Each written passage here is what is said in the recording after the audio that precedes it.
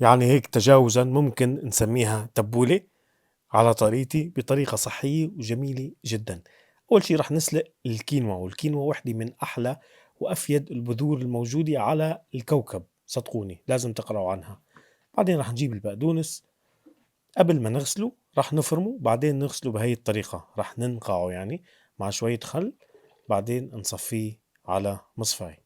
رح نجيب حبتين بندورة ونفرمن، وحبة من الليمون نفرمها بالقشرة تبعها، وشوية بصل أخضر، وراح نحط البقدونس وهي الكينوا بعد ما سلقناها، وباقي الخضار المقطعة، وشوية عصير ليمون، وملح الهيمالايا اللي لونه زهري، وشوية زيت زيتون، ونخلط كل المكونات السابقة.